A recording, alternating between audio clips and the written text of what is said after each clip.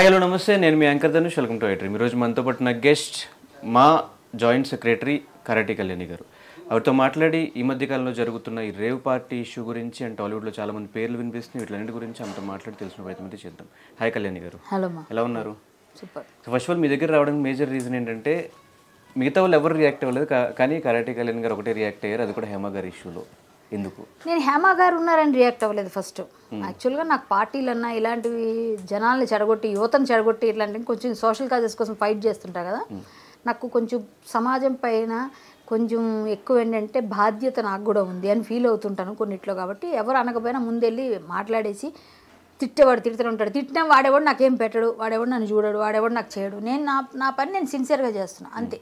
ఇది నా పని. ఎవరికైనా సరే నేనే ఫస్ట్ రియాక్ట్ అవుతుంది. మీరు చూడండి కావాలండి, ఈ ఒక్క ఇష్యూ కాదు కదా. కానీ యాక్చువల్లీ ఈ విషయంలో బాధ్యత కంటే ఏదైనా టిట్ ఫర్ టాట్ ఒకప్పుడు నన్ను అన్నారు కదా, ఈసారి ఇప్పుడు ఏంటి దొరికారు అట్లా ఏమన్నా అనిపించింది? అలా కాదు, టిట్ ఫర్ టాట్ నన్ను ఒక్కళ్ళ అంటే అనుకోవచ్చు, ప్రపంచాన్ని అందరినీ అంటుంది ఆవిడ. పోనీ ఎవరిని అనలేదో చెప్పండి. ఒక రాజేంద్ర ప్రసాద్ గారిని అడిగించలేదా, శివబాలాజీని కొరకలేదా, లేకపోతే నరేష్ గారి మీద నా మీద కేసు పెట్టారని హల్చల్ చేయలేదా, డ్రగ్స్ ఏదో ఇక్కడేదో పబ్లో ఏదో రైడ్ అయింది, ఇక్కడ రాడిసన్ అంటే వెళ్ళి మీడియా మీద అందరి మీద అరవలేదా, పోలీసుల మీద నాకు అది చేశారు, ఎక్కడ ఆవిడ చేయలేదో చెప్పండి. అప్పుడు నేను ఒక్కదాన్ని అంటే అందరికీ ఉంది కదా ఆవిడ మీద. ఎప్పుడు మనము చేసే పనిలో చిత్తశుద్ధి పని చేస్తే దేవుడు కూడా సహకారం అందిస్తాడు. మనం తప్పులు చేస్తూ మనమే రైట్ అని చూపించుకొని అవతల వాళ్ళు తప్పు నువ్వు చేసి అవతల వాళ్ళ మీద కూడా నిందేయాలంటే ఇలాంటివి జరుగుతాయి. నేను ఆవిడ టిట్ ఫర్ టాట్ అని అన్ను, ఎందుకంటే ఒక ఆడపిల్ల బాగుండాలనే కోరుకున్నాను. కానీ ఆవిడకి ఈరోజు వచ్చిన రిజల్ట్ ఏంటంటే, నేను నిన్నటి వరకు ఆవిడ డ్రగ్స్ తీసుకుంది నేను నమ్మలే. బాగుండేదో తాగుతుందేమో లేక జస్ట్ అందరూ జనరల్గా ఇప్పుడు సోషల్గా డ్రింక్ చేస్తారు కదా, అట్లా ఏదైనా ఉండొచ్చు అనుకుంటున్నాను. అంటే మీరు దేనికి రియాక్ట్ అయ్యి డ్రగ్స్ తీసుకున్నారేమో అనా, లేదంటే అసలు ఆ రేవ్ పార్టీకి వెళ్ళారని రియాక్ట్. నేను రేవ్ పార్టీ నేను ఆవిడని కాదండి, నేను పార్టీలు పబ్బులు ఎప్పుడు పబ్బుల మీద ధ్వజెత్తుతాను చాలాసార్లు. మీరు అన్నీ అబ్జర్వ్ చేయండి. పార్టీలు ఇలాంటి సోషల్ గ్యాదరింగ్స్ అంటే చేయొచ్చు. ఎలా, ఎంతవరకు? పిల్లలు చెడిపోయే వరకు. మనల్ని చూసి ఎవరైనా సినిమా వాళ్ళు అనగానే ప్రభావం ఉంటుంది, వీళ్ళందరూ ఆ పార్టీ ఈ డ్రెస్ అట్లా మనం అన్నీ కూడా కొంచెం చూసుకోవాలి కదా. ఇది చేయకుండా ఇష్టం వచ్చినట్టుగా వీళ్ళు ఏదేదో పెట్టేస్తే ఆటోమేటిక్గా ప్రాబ్లమ్సే వస్తాయి కదా. ఆవిడకి అదే అయింది ఇప్పుడు. ఆవిడ నేను చెప్తాను, నేను అన్నిట్లో ఫైట్ చేస్తా, అమ్మాయిలకు సపోర్ట్ చేస్తా, వాటి కోసం వీటి కోసం ఆవిడే చెప్తారు. మరి ఇప్పుడు ఈవిడ చేసింది ఏంటి అని నన్ను అడిగాను. నేను నువ్వు చేసింది ఏంటి, నా వెనకాల ఉన్న మచ్చ నేను చూసుకోను కదా మాట్లాడాలి, అది నువ్వు చేయలేదని ఒక వీడియో పెట్టాను. సింపుల్. నేను ఆవిడ టిట్ ఫర్ టాట్ ఎప్పుడు నన్ను అనడానికి ఒకటి చెప్తానండి, నేనేదో కార్డ్స్ ఆడాను చిన్నది. కార్డ్స్ అంటే 1-0 ఉంటే 1 నెంబర్ వేసుకోండి పోనీ, అది కూడా తప్పే. ఇది 100లో ఉంది డ్రగ్స్ అనేది. దీనికి దానికి ఎక్కడ పోలిక పెడతారు మీరు? నేను కార్డ్స్ మా ఇంట్లో అందరితో ఆడుకుంటాం. మనం ఏదైనా సరే ఒకటి చేస్తున్నప్పుడు మనం సవ్యంగా ఉండి చెప్పాలి. నేను ఆడాను, అది ఎప్పుడైతే నాకు జరిగిందో తర్వాత నేను ఎప్పుడు వెళ్ళలేదు. వెళ్ళినా అది కమెంట్స్ కూడా ఒకప్పుడు కార్డ్ సైడ్ దొరికిపోయిన కళ్యాణి గారు ఇప్పుడు ఈ టాపిక్ గురించి ఎట్లా మాట్లాడతారు? వస్తున్న ఏమంటే కార్డ్స్ ఆడితే దీంట్లో ఆవిడే ఆడుతుంది. ఇదే హేమ బెంగళూరులో క్లబ్స్కి వెళ్ళి ఆడింది ఆమె. నేను కూడా క్లబ్స్కి వెళ్ళి ఆడేది. బెంగళూరులో ప్యాక్ ఆట ఆడడం అనేది మా ఇంట్లో మేము అందరం కలిసి ఆడుకుంటామండి. మాకు చిన్నప్పటి నుంచి మా ఊర్లో ఒక పండగ వస్తే అదే మాకు ఎంటర్టైన్మెంట్. మా అలవాటు పని తప్పే సరే, నాకు అది తప్పైనా అదే ఒప్పని నేను చెప్పట్లేదు, నేనేం అనట్లేదు. నేను తప్పు చేయలేదు అనలేదుగా. నేనే దొరికినప్పుడు కూడా నేనే లేను అక్కడ, నేనేం బొకాయించలేదుగా, నేను అబద్ధాలు ఆడలేదుగా, నేను జెన్యూన్గా నేను వెళ్ళాను, నన్ను ఇరికించారు. అది తప్పు నాదున్నా లేకపోయినా అక్కడ ఉన్నాను ఆ ప్లేస్లో. కాబట్టి నేను తప్పు చేయలేదని నమ్మరు. నేను ఆడాను అని అన్నారు. నేను ఆడకపోయినా నన్ను ప్యాకాట ఆడావు, ప్యాకాట ఆడడమే ఎంత తప్పు అన్నప్పుడు మరి డ్రగ్స్ అయితే ఇంకెంత తప్పు జనరల్గా. సో నేను ప్యాకాట ఆడానని క్లబ్స్కి వెళ్ళానని ఎంతైనా మా పిల్ల అని ఆవిడే మాట్లాడింది. ఇప్పుడు కూడా మా అక్కే మా పిల్లే. కానీ అక్కడికి వెళ్ళడం వల్ల ఆవిడ డ్రగ్స్ తీసుకుంటుందని నేను అనుకోను. కానీ ఇప్పుడు ఆవిడ డ్రగ్స్ తీసుకుందని కన్ఫర్మేషన్ వచ్చింది. సో ఆవిడ శిక్షార్హురాలు, అంతే సింపుల్. నేను టిట్ ఫర్ టాట్ అనక్కర్లేదండి, ఇప్పుడు అనుకున్నా పర్లేదండి, నాకేం లేదు. ఎందుకంటే నేను టిట్ ఫర్ టాట్ చేయాల్సినంత అవసరం ఆవిడతో నాకేం అంత ఇంటిమేసి. అంటే మీ ఇద్దరు ఫైట్ ఇప్పుడు కాదు, మా ఎలక్షన్స్ దగ్గర అదేనండి, అప్పుడే ఫైట్ ఉంటుంది, తర్వాత మళ్ళీ ఉండదు. ఎప్పుడైనా ఎలక్షన్స్ టైంలో ఫైట్ ఉంటుంది, తర్వాత ఆవిడ ఎప్పుడు కనిపించిన హలో అంటే హలో, హాయ్ అంటే హాయ్, అంతే. అంటే ఎలక్షన్స్ వరకు ఫైట్ ఉంటే పర్లేదు, మీ ఇద్దరికి పర్సనల్ గా డ్రెస్సుల దగ్గర నుంచి క్యారెక్టర్స్ దగ్గర నుంచి మీ మీద పోలీస్ స్టేషన్ లో కేసు పెట్టే వరకు అప్పుడే కదా, ఎలక్షన్ టైంలోనే. మరి తర్వాత ఎక్కడ పెట్టింది ఆమె? అసలు పోలీసులు తీసుకోలేదుగా, ఆవిడ ఇచ్చిన కేసే తీసుకోలేదు. ఎందుకు తీసుకోలేదు? కేసులో దమ్ము లేదు కాబట్టి. పోలీసులు కేసు తీసుకుంటే నన్ను పిలాలి కదా. మాదాపూర్లో ఎందుకు పిల్లలేదంటారు మరి నన్ను? ఇప్పటిదాకా పిలవకుండా ఎన్ని సంవత్సరాలు అయింది? 5 years. ఇంతవరకు పిలవరా చెప్పండి? కేసు తీసుకోలేదు ఫస్ట్ ఆఫ్ ఆల్. ఈవిడ వెళ్ళి 4 కెమెరాల ముందు హడావుడి చేసింది అంతే. అప్పుడు ఈవిడ పని అదేనండి, ఎప్పుడు అటెన్షన్ సీకింగ్, దానికోసం ఏదో చేస్తూ ఉంటుంది. అలా చేసింది. అలాంటి వాటిలో నేను కొంచెం నువ్వు నాకు చెప్పేది ఏంటన్నట్టు ఇప్పుడు నేను ఉంటా. నీ పని నువ్వు చూసుకో, నా పని నేను చేసుకోగలను అనే టైప్ ఉంటాను నేను. ఏదైనా ఎవరైనా నేను కరెక్ట్గా ఉంటేనే మాట్లాడతాను, లేకపోతే నేను మాట్లాడను.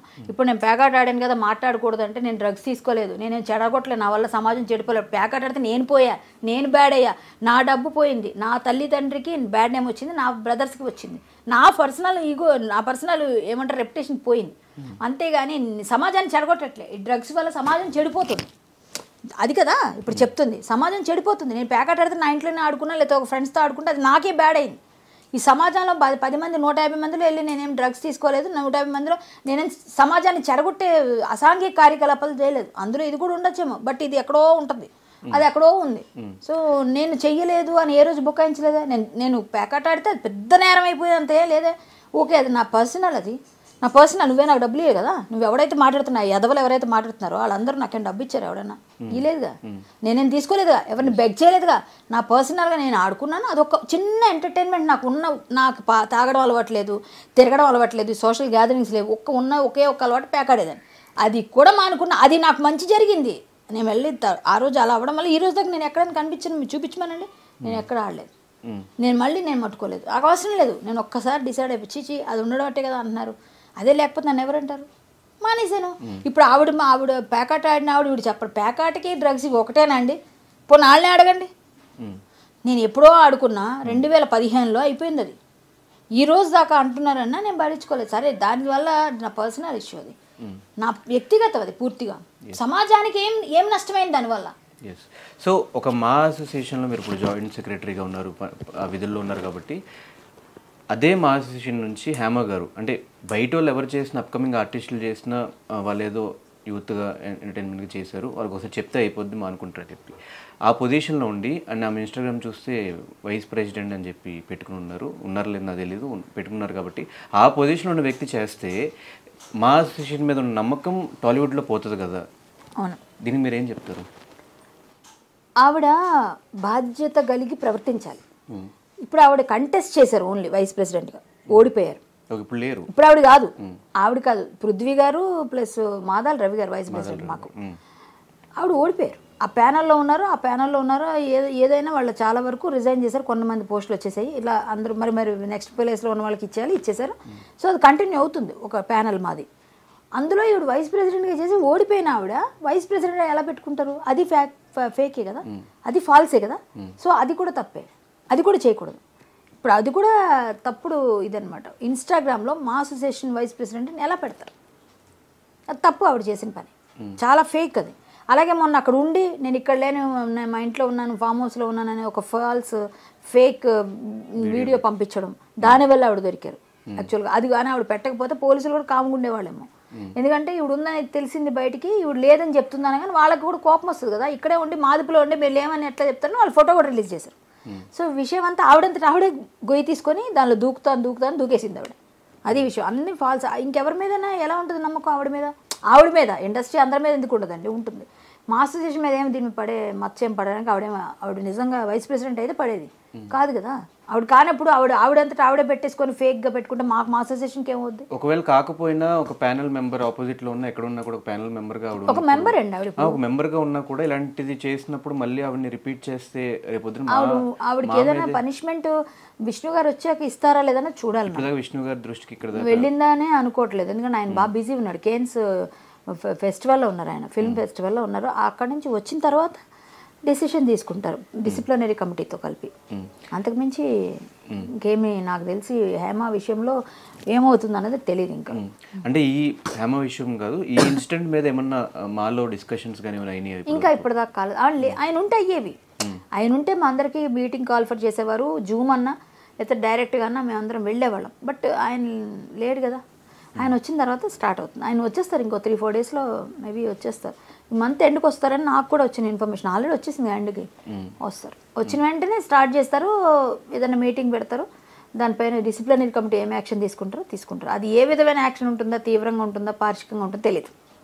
అంటే 80% తెలంగాణలో రేవంత్ రెడ్డి గారు వచ్చిన తర్వాత కంప్లీట్గా ఎక్కడికక్కడ డ్రగ్స్ నార్కోటిక్స్ మొత్తం అంతా తీస్తారు. అదే మీటింగ్కి విష్ణు గారు కూడా వెళ్ళడం జరిగింది. అక్కడి నుంచి వచ్చిన తర్వాత మీ ప్యానెల్ ఏమైనా డిస్కషన్స్ అయినాయి గురించి? అంటే అక్కడ నుంచి ఆయన ముందు మన డిప్యూటీ సీఎంని కలిశారు, అలాగే సినిమాటోగ్రఫీ మినిస్టర్ కలిశారు. కలిసి మేము మా వైపు నుంచి ఏం చేయమంటే చేస్తాం, సిద్ధం, మేము రెడీగా ఉన్నాం. మేము అలాంటి వాటిని ఎంకరేజ్ చేయం, వ్యతిరేకిస్తాం. ఖచ్చితంగా మీకు మా సపోర్ట్ ఉంటుందని చెప్పారు వీళ్ళు. అండ్ మీకు వచ్చిన ఇన్ఫర్మేషన్ ఏంటి నిన్న జరిగిన ఇన్సిడెంట్ రేవ్ పార్టీ మీద? వీళ్ళు వెళ్ళారన్నదే వచ్చింది అందరూ. ఎందుకండి వాళ్ళ ఆవిడ లేనంటున్నారు కదా, ఆవిడ సెల్ ఫోన్ టవర్ ఆ రోజు తీసుంటే అయిపోయింది, దొరికేస్తుంది ఎక్కడున్నారు అని లొకేషన్. సో అది చేయలేదు మన వాళ్ళు, చేసి ఉంటారుగా. అంటే ఇక్కడ వాళ్ళు ఎందుకు, అక్కడ కదా ఆవిడ ఉంది, కన్ఫర్మేషన్ ఉంది కదా వాళ్ళకి, ఎందుకు ఇంకా ట్రేస్ చేయాల్సిన అవసరం? ఇక్కడ వాళ్ళకి కన్ఫర్మేషన్ కావాలంటే వీళ్ళు చేసుకోవాల్సి, ఇక్కడ మనం ఎవరు చేయగలం? పోలీస్ తప్ప. పోలీస్కి అవసరం లేదు కదా, వాళ్ళు పంపిస్తారు అవసరం అయితే. సో ఇదంతా అవడం వల్ల ఇన్ఫర్మేషన్ వెళ్ళారు, అందరితో పాటు ఈవిడ ఉన్నారు అని తెలిసింది. ఇంకెవరున్నారు ఏంటని తెలియదు మనకి. ఈవిడ వెళ్ళడం నాకేం నచ్చలేదు, ఎందుకంటే ఈ పార్టీలు అంటేనే నాకు చిరాకు, మామూలు కోపం వస్తుంది. ఇందులో ఈవిడ ఉన్నానే నాకు, అందుకే నేను రిలీజ్ చేశాను మీడియా. రేవ్ పార్టీ అంటే ఏంటి? రేవ్ పార్టీలు అంటే ఆల్మోస్ట్ వాళ్ళు అంటే మ్యాక్సిమం నాకే తెలియదు, విన్నదే, నేను ఎప్పుడు వెళ్ళలేదు. నాకు పార్టీల గురించి తెలియదు యాక్చువల్, నేను ఎప్పుడు వెళ్ళను ఇక్కడ. నాకు సోషల్ గ్యాదరింగ్స్ అవన్నీ ఉండవు. నేనంతా మనదంతా మాకు చిన్నప్పటి నుంచి వీటి అవగాహన లేదు. 24 సంవత్సరాల ఇండస్ట్రీకి వచ్చి నేను ఏ రోజు కూడా ఏ పార్టీలో కనబడను, ఇంత మందు కూడా ఇప్పటిదాకా నేను టచ్ చేయలేదు. నాకు తెలియదు, నాకు ఇష్టం ఉండదు. అంటే ఇష్టం ఉంటే ఏదైనా చేయొచ్చు, ఎవరన్నా ఇష్టం లేదు మనల్ని ఎవరు బాలంతా తీసుకెళ్ళి తాగిపిస్తారా, మనకి ఇష్టం ఉండదు. సో నాకు పార్టీ గురించి తెలియదు, కానీ అసాంఘిక కార్యకలాపాలు అన్నీ జరుగుతాయి ఆ పార్టీలను మాత్రం తెలుసు. అంటే ఇంకా దానికి విడమర్చక్కర్లేదు కదా, ఇంకా అన్నీ జరుగుతాయి. సో అన్నీ జరిగే పార్టీ అది, వాళ్ళకి నచ్చింది వాళ్ళు వెళ్తున్నారు. నేను పొద్దున్న హేమ గారు రెస్పాండ్ అవుతా, నేను ఏ తప్పు చేయలేదు, నేను అందరికీ ఒకేసారి సమాధానం చెప్తా, అందరితో ఒకేసారి మాట్లాడతా, నన్ను ఇప్పుడు ఏం అడగకండి, వాళ్ళు తీస్తున్నారు కదేవో, తీసిన తర్వాత నేను మాట్లాడతా అని చెప్పారు. ఎందుకు అంత ధైర్యంగా ఉన్నారంటే మీరేం చెప్తారు? పాపం ఏమో నాకు తెలియదండి, నాకు తెలిసినంత వరకు ఆవిడ అమాయకత్వం అంతే, ఆవిడ అమాయకత్వం. పోలీసులు ఇప్పుడు పోలీసులు బయట పెట్టారు కదా, బెంగళూరు పోలీసులు ఆవిడ పేరు పెట్టారు కదా, ఆవిడ తప్పు చేయకుండా ఆవిడ పేరు ఎందుకు వస్తుంది? ఆవిడ డ్రగ్స్ తీసుకోకుండా లేదు, డ్రగ్స్ తీసుకుందని రాయరు కదండి. అది బ్లడ్ శాంపిల్ కదా, బ్లడ్లో ఉంటుంది కదా, బ్లడ్ నీదే కదా, వేరే వాళ్ళది కాదు కదా. పేరు కూడా మార్చేశారు, కృష్ణవేణి అని పేరుతో వెళ్ళారు ఆవిడ. ఆవిడ పేరు హేమ అని అందరికీ తెలుసు, ఇండస్ట్రీకి ఫేమస్ పేరు కాబట్టి ఆవిడ ఒరిజినల్ పేరు కృష్ణవేణి, ఒరిజినల్ పేరు కృష్ణవేణి. సో ఆ కృష్ణవేణి పేరుతో వెళ్ళారు ఆవిడ, ఎందుకంటే ఎవరికి గుర్తుపట్టరని. అదే వాళ్ళు కన్ఫ్యూజ్ అయ్యారు, హేమ ఎవరో కృష్ణవేణి, అక్కడ ఉన్న వాళ్ళు ఎవరో హేమ ఉన్నారని. ఎలాగో లీక్ అవుతాయండి, లీక్స్ వచ్చేస్తాయి. సో అలా వచ్చేయడంతో నేను కాదు అది ఇది అని చెప్పారు. ఆ తర్వాత కృష్ణవేణి పేరు ఈవిడే కన్ఫర్మేషన్ వచ్చినాక ఇప్పుడు అది కూడా ఒక మిస్లీడ్ చేశారు. అంటే ఒరిజినల్ పేరు అదే కాబట్టి ఆవిడకి ఆధార్లో వాటిలో అదే ఉందేమో, మేబీ అదే ఉండొచ్చేమో కూడా, నాకు తెలియదు. అలా దొరికారు ఇప్పుడు. అండ్ మీకు తెలిసిన వాళ్ళు ఇంకెవరు ఉన్నారు లోపల? అంటే చాలా మంది ఆర్టిస్టులు 86 మెంబర్స్ ఏమో దొరికారు అని చెప్పి అంటారు, మోడల్స్, టెకీలు, వీళ్ళు ఉన్నారంట. నాకెవరో తెలియరు, అదే కదని చెప్తాను. నేను మీలాగా టీవీల్లో చూసి ఎవరెవరు ఉన్నారా అని చూసుకున్నదే, నాకు తెలియదు అసలు ఎవరి గురించి. ఈవిడ పేరే వినిపించింది ప్రముఖంగా, మిగిలిన హీరోల పేరు వస్తే జానీ మాస్టర్ వాళ్ళు కాదని చెప్పేశారు. అండ్ కొంతమంది ఆర్టిస్టులు ఒక 24, 25, 23 ఇయర్స్ అమ్మాయిలు చిన్న చిన్న సినిమాల్లో చేసుకున్న వాళ్ళు, అట్లా షార్ట్ ఫిల్మ్స్ చేసుకున్న వాళ్ళు, కొంతమంది బయటకు వచ్చి కూడా మేము జస్ట్ పార్టీకి వెళ్ళాము, మమ్మల్ని ఇన్వైట్ చేశారు, బర్త్డే పార్టీ అని చెప్పి తీసుకెళ్లారు అని చెప్పారు. అంటే తెలిసి వెళ్తున్నారా, తెలియకుండా వెళ్తున్నారా, లేకపోతే వీళ్ళందరినీ ఎవరైనా తీసుకెళ్తున్నారా? తెలీదండి, అది నాకు తెలియని విషయం. బట్ ఎవరైనా ఉన్నారేమో మీరు అని నాకు ఇప్పుడు అదే డౌట్ వస్తుంది. బట్ ఏంటంటే ఈ చిన్న చిన్న పిల్లలందరినీ ఆకర్షిస్తారండి.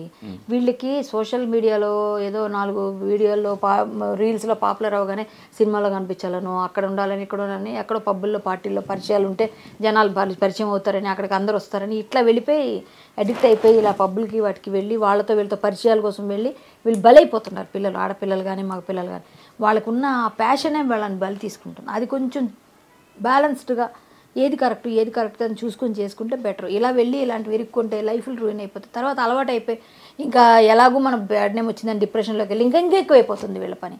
సో తల్లిదండ్రులు బాధపడతారుగా. ఇది ఎలాంటివి కొంచెం సినిమా ఇండస్ట్రీకి రావాలంటే ఈ తాగుడులు, ఈ పబ్బులు, సోషల్ గ్యాదరింగ్స్కి వెళ్తేనే కరెక్ట్ అని నేను అన్నాను. మేము వచ్చినప్పటి నుంచి ఇప్పటిదాకా ఇప్పుడు 24 ఇయర్స్గా పబ్బుల్లో పార్టీల్లో వెళ్ళి చేస్తేనే ఇండస్ట్రీలో పేరు రాలేదు. టాలెంట్ ఉంటే నేను ఎవరు ఆపలేరు, ఇది ఒకటే చెప్పాలి. అది నీకు నిజంగా రాసిపెట్టు, నువ్వు ఎక్కడున్నా వస్తావు ఇండస్ట్రీకి. వచ్చావా, నీ పని నీకు నిజంగా ఇక్కడ ఇది ఉందో చేసుకోవాలి అంతే. కానీ నేను అబ్జర్వ్ చేసిన ఇన్ఫ్లుయెన్స్ చేసే వాళ్ళు ఎక్కువ ఉంటారు పక్క నుంచి, ఇట్లా వెళ్తే డబ్బులు వస్తాయి, ఇట్లా అదేనండి, అదే నమ్మకూడదు అంటున్నా. ఇన్ఫ్లుయెన్స్ చేసే వాళ్ళని ఇప్పుడు మన పక్క నుండి మన గోతులు తవ్వుతున్న వాళ్ళు ఎవరో మనం తెలుసుకోగలిగితే మనం రీచ్ అవుతాం మన గోలు. లేదు అని వాళ్ళ దానిలోకి మనం లాగబడిపోయాం అనుకోండి, మనం కథమైపోద్ది అక్కడితో మన కెరీర్. సో అదే మనం బ్యాలెన్స్ చేసుకోవాలి, అదే కదా తెలియాల్సింది. ఇప్పుడు బాగుపడేవాడికి ఎప్పుడు ఎవరు చెడపలేరండి, చెడిపోవాలనుకున్న వాడికి ఎవరు బాగుపెట్టలేరు. కాబట్టి మనం ఏదైనా మన చేతిలో ఉంది. అన్నీ మనం తల్లిదండ్రులు మనం పెంచారు, పెద్ద చేస్తున్నారు, చదివిస్తున్నారు, డబ్బులు బట్టలు అన్నీ ఇస్తున్నారు. వాళ్ళని బాధ పెట్టే పని నువ్వు చేయకూడదని నీకు బుద్ధి నీకు ఉండాలి. వాళ్ళు నాకు ఇచ్చారు, నేను వాళ్ళు నిలబడాలి, వాళ్ళకి గర్వంగా చెప్పుకో. ఇప్పుడు పార్టీలో దొరికిందండి, డ్రగ్స్ తీసుకుందండి మీ అమ్మాయి అంటే వాళ్ళకి బాగుంటుందా? అబ్బాయి తీసుకున్నాడంటే బాగుంటుంది తల్లిదండ్రులకి? అయ్యో ఇదేరా నేను పంపకం వాళ్ళు బాధపడతారా? అది నువ్వు ఇవ్వకూడదు. వీలైతే నా కొడుకు చాలా మంచి పొజిషన్కి వచ్చాడు, నా కూతురు మంచి, అది ఇవ్వు. అది నువ్వు ఇవ్వాల్సి, నువ్వు రుణం తెచ్చుకుంటే. ఇలాంటివి కాదు. ఎవడో చెప్తాడు కోనికిసుక గొట్టంగాడు, అందరూ చెప్తాడు ఆడికి ఏదో మందు పోయించాలి కాబట్టి నీ దగ్గర డబ్బు ఉంటే రా మనం వెళ్దాం, మన అజ్జేద్దాం ఇజ్జేద్దాం సూపర్ ఉంటుందని ఆడి నీకు గిలుతాడు. ఎందుకంటే ఆడికి డబ్బులు నువ్వు పెడతావు కాబట్టి. నువ్వు ఆ డబ్బులు నువ్వు పెట్టడం కలవు అన్నప్పుడు వరకు నీతో మాట్లాడు బాగానే. నువ్వు ఏ రోజు పెట్టలేవు, ఆ రోజు నేను పే అంటాడు వాడు. అది తెలుసుకునే సైన్కి ఇలా ఎడిక్ట్ అయిపోతారు. సో మనలో ఉందమ్మా, మనల్ని ఎవ్వరూ పాడు చేయలేరు. మనం గట్టిగా ఉంటే మన విల్ పవరే. మనం గట్టిగా లేవనుకో, నాకు తెలియని పార్టీలు ఉన్నాయా, నాకు తెలియని ఇండస్ట్రీలో ఎక్కడైనా ఏమైనా ఫంక్షన్స్ ఉంటాయా, ఎందుకు మరి మేము ఏమి నేర్చుకోకుండా వచ్చాం? మరి మనలో ఉండాలి కదా విల్ పవర్, గట్టిగా ఉండాలి. నేను నిన్నటి వరకు కూడా మీరు ఎక్కడున్నారు ఏంటో అసలు జనాలు కూడా మర్చిపోయారు. అసలు కళ్యాణ్ గారు ఏమైపోయారు, సినిమాలు చేయట్లేదు, ఎక్కడ కనిపించట్లేదు. ఎవరు చెప్పారండి? ప్రతి నెల మీకు లాస్ట్ మంత్ చూపించినా ఈ మంత్ చూపించినా ప్రతి నెల మీరు ఉన్నారు. అసలు నన్ను గుర్తుపెట్టుకోలేదు మీరు. ఒకటి చెప్తా, సోషల్ మీడియాలో నేను కనబడినట్టుగా ఎవరు కనబడరు. సోషల్ మీడియాలో చెప్పట్లేదు, సినిమాల వైజ్ కానీ బయట అట్లా. ఓకే అదా ఓకే. సోషల్ మీడియాలో నేను హల్చల్ చేయకపోయినా జనాలు చేపిస్తుంటారు, నేను ఏం చెప్పినా.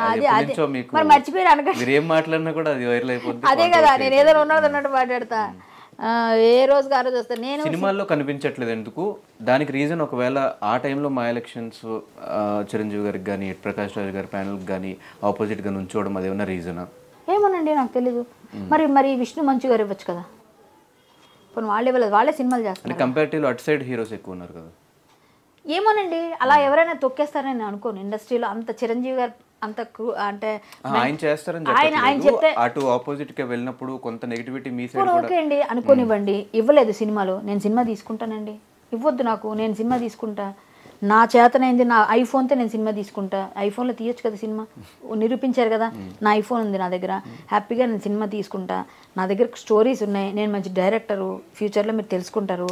సో నేనేమంటానంటే ఎవరు ఇచ్చినా ఇవ్వకపోయినా టాలెంట్ ఉంది కాబట్టి నేను మంచి క్యారెక్టర్స్ చేయాలనుకుంటున్నాను. నా క్యారెక్టర్స్ మంచివి రావట్లేదు కాబట్టి నేను చేయట్లేదు. జనాలు వాళ్ళు ఇవ్వలేదు, ఇప్పుడు అది కూడా అయ్యిందేమో నాకు తెలియదు. మరి నా వెనక ఏమైనా జరిగిందేమో నాకు తెలియదు. నాకు సినిమాలు అడుగుతున్నా, డబ్బులు కూడా నేను ఎక్కువ తీసుకుంటాను కాబట్టి ఇవ్వట్లేదేమో. నేనైతే డబ్బులే అనుకుంటాను. మరి మీరు అన్నట్టుగా ఎవరైనా దానికోసం దీనికోసం గ్రడ్జులు పెట్టుకున్నా అంత ఎవరు చేయరండి నా మీద. ఈ పిల్లప మంచిదే అని అనుకుంటారు. కానీ ఇంకా సీరియల్స్ అంటారా, డబ్బులు తక్కువ ఇస్తే నేను చేయనండి. నేను వర్క్ చేస్తాను, నాకు కావాల్సిన డబ్బు ఏమైనా అడుగుతా. నా పద్ధతి అంతే.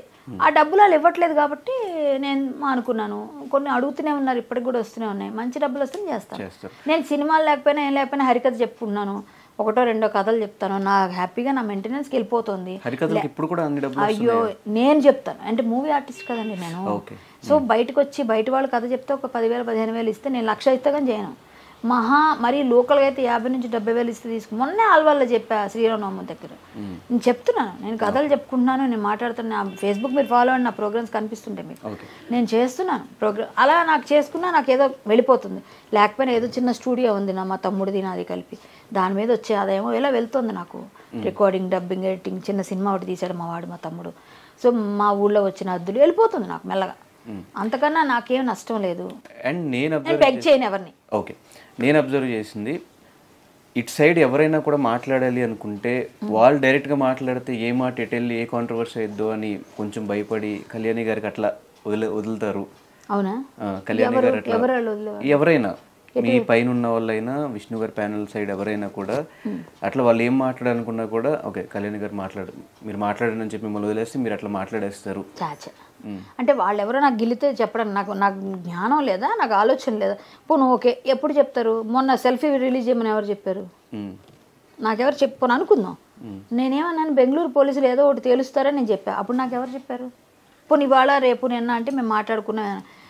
ఇప్పుడు అంతకుముందు ఎవరు చెప్పారు? నాకు ఇంగిత జ్ఞానం ఉంది. నాకెవరో చెప్పేస్తే వీళ్ళు చెప్పినట్టు నేను వెళ్ళడానికి నేను కీ బొమ్మను కాను, నాకెవరు డబ్బులు ఇవ్వరు. నాకెవరైనా నేను ఎవరి దగ్గరైనా ఏదైనా ఎప్పుడు ఎవరిని సినిమా క్యారెక్టర్ బెగ్ చేయను, ఎవరిదైనా నేను రూపాయి తీసుకోవాలి ఏ రోజు కూడా. సో నేను ఏ విధంగా చేయాలి అలాగా వాళ్ళు చెప్తే? మా ప్యానల్లో మేము మాట్లాడుకున్న మాటలు మాకు ఉంటాయేమో కానీ బట్ వాళ్ళకి ఇచ్చేసి నన్ను వదిలేస్తే రియాక్ట్ అవ్వకుండా ప్రతి ఇన్సిడెంట్ ఫస్ట్ మీరే రియాక్ట్ అవుతున్నారని. అంటే ధైర్యం లేదు అలా ఎవరికి. నాకు ధైర్యం ఉంది. ధైర్యం లేదు. ఏదైనా నిలబడతాను, కాన్సిక్వెన్సెస్ ఏమైనా ఫేస్ చేస్తాను. నేను చాలా విషయాల్లో నిలబడ్డాను. నేను అన్నది నిజాలు అయ్యాయి. మీరు ఎన్నో ఎగ్జాంపుల్ చెప్తా. నేను ఆ కృష్ణుడి విషయంలో నిలబడినప్పుడు మా అసోసియేషన్ నన్ను బయటికి తీసేసింది. నన్ను సస్పెండ్ చేశారు. నేను చేయలేదు తప్పు అక్కడ, బట్ ఒక పెద్ద నటుడిని నువ్వు అన్నావని చెప్పి నన్ను తీసేశారు. సరే, నేను దానికి ఒబే చేశాను. ఎందుకంటే ఓకేలే, వాళ్ళ ఉద్దేశం, వాళ్ళ పర్సెప్షన్ అది. కానీ కోర్టు నాకు తీర్పిచ్చింది. సో అక్కడ నేను తప్పు చేయలేదంటే కోర్టు ఒప్పుకుందిగా. వీళ్ళందరూ అప్పుడు మళ్ళీ ఇప్పుడు నన్ను ఎందుకు తీసుకున్నారు లేకపోతే కదా. అలాగే ఇప్పుడు నేను ఏదైనా మాట్లాడేటప్పుడు అవతల వాళ్ళు మీరు ఇది ఎందుకు అనుకోవట్లేదు, ఈవిడ తప్పు చేస్తే ఈవిడ కూడా అందరిలాగా దాక్కునేది కదా, ఈవిడ ధైర్యంగా మాట్లాడుతుందంటే ఈవిడ దగ్గర లొసుగు లేదు, తప్పు లేదు, ఈవిడ నిజాయితీ ఉందని మీరు ఎందుకు అనుకోవట్లేదు? ఎవరో ఇంజెక్ట్ చేస్తే నేను మాట్లాడుతున్నాను అనుకుంటున్నారు. ఏ లేడీ కమెడియన్ కానీ, ఏ లేడీ ఆర్టిస్ట్ కానీ, ఎవ్వరు కానీ వాళ్ళకుంటే ప్రాబ్లమ్స్ ఏమైనా బయటకు వస్తాయేమో. అంటే బేసిక్గా అది కూడా తప్పు కాదు. ఇప్పుడు పార్టీస్లో స్పోక్స్ పర్సన్స్ ఎలా ఉన్నారు, పార్టీ పెద్ద ఏం మాట్లాడుతున్నా కూడా కింద స్పోక్స్ పర్సన్స్ ఎక్కువ మాట్లాడుతారు. స్పోక్స్ పర్సన్ కాదు కదా మా అసోసియేషన్కి ఏమి అట్లా అలా కూడా ఏమి ఇవ్వలేదు నాకు పోస్ట్. నేను joint secretary present, as of now నేను జాయింట్ సెక్రటరీ. నేను ఫ్యూచర్ నేను మళ్ళీ ఉంటానా లేదా మళ్ళీ కంటెస్ట్ చేస్తామా, మళ్ళీ ఎలక్షన్ అవి తర్వాత విషయం. అది ఏది నేను ఏ పోస్ట్కి వెళ్తాను, ఇక్కడ ఉంటాను తెలియదు. కానీ నాకేం స్పోక్స్ పర్సన్గా ఇవ్వలేదు, నేనేం తీసుకోలేదు. నేనేమంటానంటే మా అసోసియేషన్లో బైలాస్ ప్రకారంగా ఎవరు తప్పు చేసినా శిక్షిస్తారు కాబట్టి అదే మాట్లాడా. ప్లస్ వాళ్ళు వచ్చిన తర్వాత వాళ్ళు డెసిషన్ తీసుకుంటారు, అదే చెప్తున్నాను. నేను ఏ ఇష్యూ పైన ఎందుకు అంత నిక్కచ్చిగా నేను ఫస్ట్ నుంచి తీసుకోండి, కాస్టింగ్ కౌచ్ నుంచి ఇప్పటిదాకా ఎప్పుడైనా నేను ఫస్ట్ ఎందుకు గళ చెప్తానంటే తప్పు చేయలే. ఎవడో ఏదో తప్పు చేస్తే కూడా నన్ను కొట్టిన విషయంలో కూడా నన్ను అందరు నీకెందుకు నీకు మూసుకొని కూర్చోవచ్చు కదా అన్నారు. వాళ్ళందరికీ ఏం లొసుగులు ఉన్నాయి, వాళ్ళు బయటపడతారని ఎవరు రారు. నాకేం లేదు కానీ నేను ధైర్యంగా వస్తా, ధైర్యంగా మాట్లాడతా. నాకెందుకు భయం? నేను నా తిండి తింటున్నా, నా బట్ట నేను కడుతున్నా, నేనేమి ఎవరిని బెగ్ చేయలేదు. నా వరకు నేను చేసిన నిజాయితీ క్యారెక్టర్స్ చేశాను. సో నాకెందుకు భయం ఎందుకు ఉండాలి? ఎవరో మనల్ని కీ ఇస్తే నడిచి అసలు అలా అయితే హేమ గారు చెప్పు చేతుల్లో ఆవిడ కామ్గా అందరినీ దువ్వుతూ మాట్లాడుతున్నప్పుడు నువ్వు నాకు చెప్పేది ఏంటంటే ఆవిడతో ఎందుకు గొడవ వేసుకోవాలి అప్పట్లో మా అసోసియేషన్లో? సరే అక్క అని ఉంటే నన్ను ఏమంటారుగా. నేను ఎవరికి లొంగి బతికే రకం కాదు, మనది కష్టం. మన పని మనం క్లియర్గా చేస్తాం. అండ్ మీ సైడ్ నుంచి మా ఎలక్షన్స్ టైంలో చెప్పిన మాట, మా అసోసియేషన్ కొత్త బిల్డింగ్ ఉందండి ఇప్పుడు కూడా.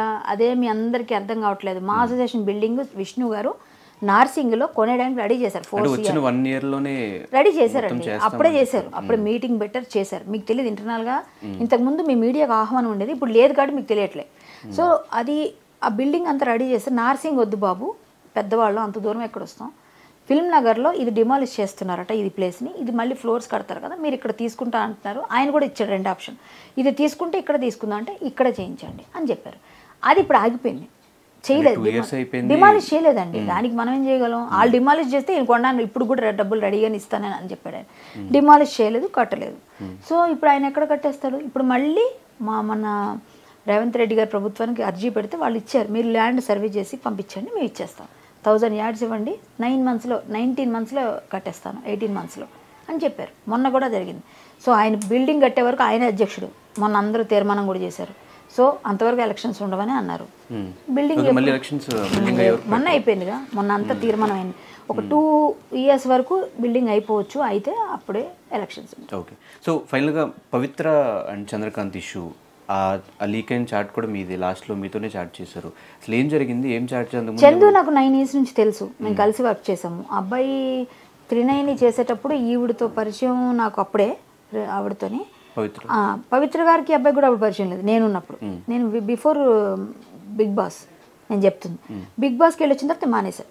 అప్పుడు ఈ అబ్బాయి క్యారెక్టర్ని అటు మలిచారు, తనకి అసిస్టెంట్, ఒక బ్రదర్ లాగా. నాకు ఆమె నా ఇంటికి వచ్చేది అక్కలాగా అనమాట, నేను ఆమెకు అక్కలాగా క్యారెక్టర్స్ చేసాము అట్లా. అది బాగానే వెళ్ళింది ఆ టైంలో. తర్వాత అడిగారు, నేను కొంచెం అమౌంట్ సార్ అని వెళ్ళలేదు మళ్ళీ నేను 390కి. సో అప్పుడే వీళ్ళిద్దరికి పరిచయం అనుకుంటా. అంతకుముందు ఈ అబ్బాయి వేరే 2-3 సీరియల్స్ మాతో చేసినప్పుడు మంచి పిల్లోడు, బాగా తెలుసు మాకు. అంటే ఒకటే కమ్యూనిటీ అవ్వడం కూడా కొంచెం మా ఇద్దరికి క్లోజ్నెస్, అంటే మా అన్ని విషయాలు మాట్లాడుకునేవాళ్ళం ఆ విషయాలు.